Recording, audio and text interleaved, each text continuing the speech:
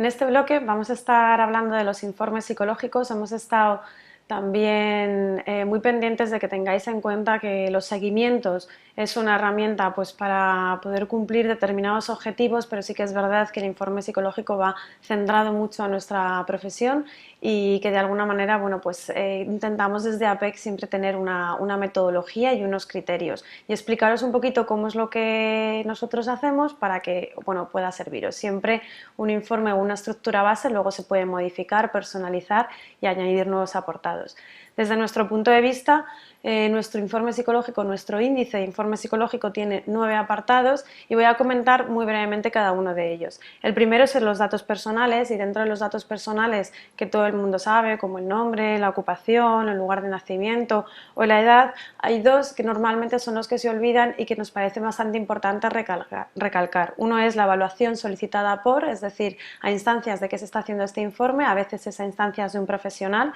que está alrededor del paciente que lo pide, por ejemplo un colegio, un orientador o puede ser un médico, un neurólogo. Y luego el otro apartado es la fecha de realización del informe, que no se olvide que estamos evaluando, porque la fecha es importante, ya que una de las cosas que tienen los informes psicológicos y una de las peculiaridades que a nosotros nos gusta mucho recalcar es que reflejan un momento puntual del paciente. Aunque sea en una recapitulación, hay distintos apartados del informe que lo que hacen es reflejar cómo está el paciente en ese momento. Y evidentemente se intenta mostrar una evaluación, pero sobre todo los informes de evaluación se diferencian de los informes a lo mejor psicológicos más generales del estado de esa persona, en que incluso los de evaluación, si cabe, reflejan un momento muchísimo más puntual del paciente, es decir, estás haciendo una descripción de cómo está la persona. El segundo apartado es el motivo de consulta. Es un motivo de consulta que en un informe de evaluación puede ser que estás evaluando unas áreas o que en un informe psicológico más amplio pues puede ser que esa persona bueno, pues está acudiendo a terapia por una determinada psicopatología. Luego tenemos un apartado de la historia personal y dentro de la historia personal siempre nos gusta meter los antecedentes y los datos relevantes de una evaluación, sobre todo una evolución pasada. En este sentido, siempre hemos dicho en el curso de formación que la persona se ve rodeada de distintas áreas y que esas áreas están muy interrelacionadas. Entonces, para separar un poco las áreas que a nosotros nos gusta recalcar, unas son los aspectos más biológicos, otros los más psicosociales, otros los sociofamiliares y por último, si cabe, los educativos en el caso sobre todo de que estemos hablando de pacientes infantojuveniles. En el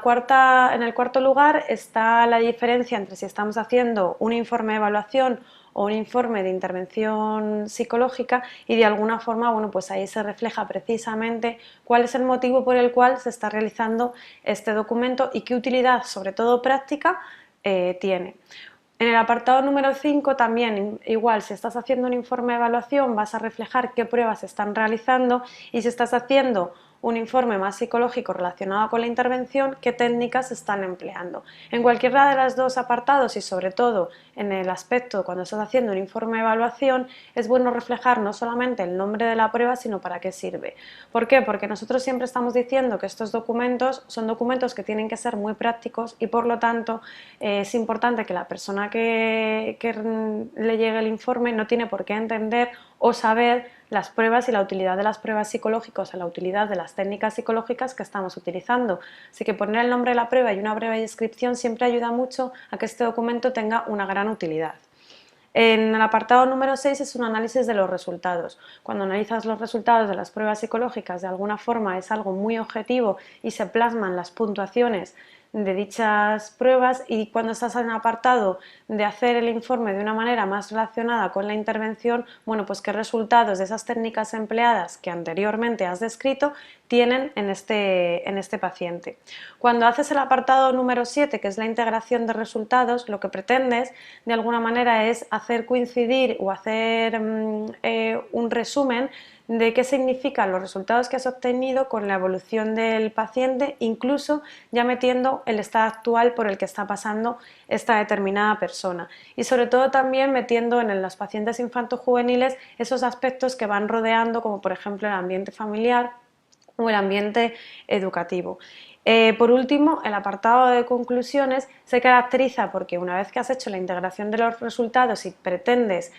tener un discurso lo más objetivo posible en relación a todos los hechos que estás reflejando en el informe, las conclusiones empiezan a tener un carácter más subjetivo por parte del profesional que esté realizando este documento. Y en último lugar, siempre nos gusta poner las recomendaciones terapéuticas, es decir, en función de los resultados, la integración y las conclusiones de esas pruebas de evaluación, si es un informe de evaluación, o en función de las técnicas, resultados y conclusiones de ese informe y de esa intervención que se está llevando a cabo, ¿qué recomendaciones terapéuticas realiza el profesional, sobre todo lo que viene a ser a futuro, a corto y a medio plazo casi siempre? Por último, en relación a los informes psicológicos, nos gustaría reflejar un apartado de otras consideraciones. Es muy recomendable que en este tipo de informes se manejen iniciales y no se manejen nombres y apellidos concretos, sobre todo por el tema de la protección de datos y por la forma de enviar los informes o de que estos se puedan manejar en diferentes profesionales. Entonces, nuestra recomendación es que siempre se pongan las iniciales. Los informes, aunque las pida el colegio o aunque los pida un centro médico, deben entregarse a la familia y al paciente. También por el tema de la protección de datos y porque de alguna manera es muy importante que este documento sea lo más útil posible, y para quien tiene que ser realmente útil, aunque sea instancias de un orientador o instancias de un neurólogo, que sea un documento que pueda leer la familia y que pueda entenderla, la familia o el paciente.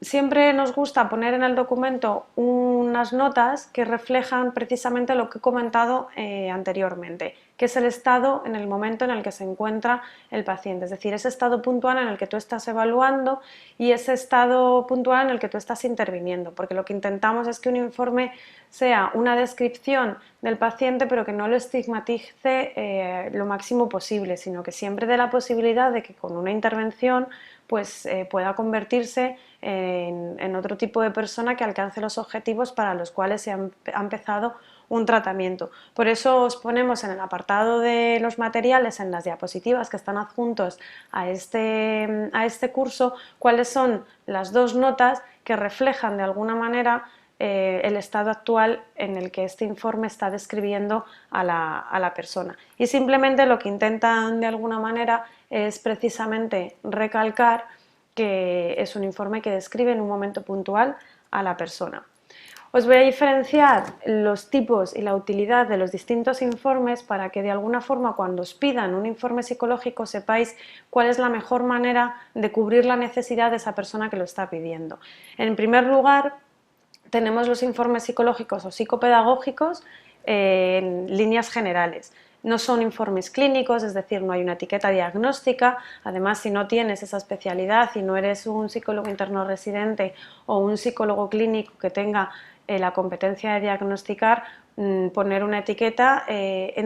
no entra dentro de tus competencias y por lo tanto se pueden poner esa sintomatología y de alguna forma esos síntomas compatibles con un determinado trastorno. Puedes describirlo, pero no puedes etiquetar a la persona. Entonces, cuando alguien pide un informe psicológico y está esperando una etiqueta, tenemos que hacer coincidir la necesidad que tiene esa persona con lo que nosotros podemos poner en ese informe. Y luego, en contraposición a esto, están los informes clínicos, que son informes que de alguna forma sí que tienen el objetivo de diagnosticar, con una finalidad de alguna forma muy importante, que es reflejar también el estado actual del paciente. Es decir, tú puedes diagnosticar a una persona y ser una etiqueta diagnóstica determinada en un informe clínico, pero también puedes hacer hincapié en que es una etiqueta que describe a la persona en ese momento puntual y que luego a lo mejor pues, puede salir de esa psicopatología o cambiar incluso de diagnóstico. Y por último está ese tipo de informes que llamamos los periciales. Normalmente esto suele pasar cuando una familia o un padre separado o una madre separada nos piden esos informes que intentan luego que se eleven a un estado más superior, como por ejemplo presentarlos a un juez, a un juzgado. Nosotros tenemos que ser capaces de intentar explicarles a la persona que aunque puedas evaluar el paciente y puedas evaluar la situación que está sufriendo actualmente, los informes periciales son otro tipo de informes que debe realizar un especialista y un pericial. Este tipo de informes sí que son válidos ante un juez, pero la diferencia fundamental entre estos, los informes psicológicos o los informes incluso clínicos, que suelen ser un poquito más abreviados, pues es que cuesta muchísimo más dinero, su cuantía es superior, porque las técnicas que se utilizan pueden que sean las mismas y las pruebas también, pero no la extracción de conclusiones, de resultados y desde luego las valoraciones que hace el profesional. Este tipo de informes los suelen reclamar pidiendo un informe psicológico, pero que de alguna forma puedan presentarlo a un juzgado y realmente no cubre la necesidad. La recomendación más importante cuando estás haciendo un informe psicológico, primero es que sea útil, luego que sea entendible y que sea práctico también para la persona que lo recibe, aunque no sea un informe instancia solamente de esa persona y luego se vaya a presentar a otro sitio, y sobre todo que cubra las necesidades de la persona que lo está pidiendo. Así que diferenciar si es un informe psicológico general o psicopedagógico más centrado en lo educativo, diferenciar si también es un informe clínico en el que lo que intentan es cubrir una necesidad de una etiqueta diagnóstica, o finalmente un pericial para poder utilizarlo en un juzgado, es importante para cubrir las necesidades de los pacientes.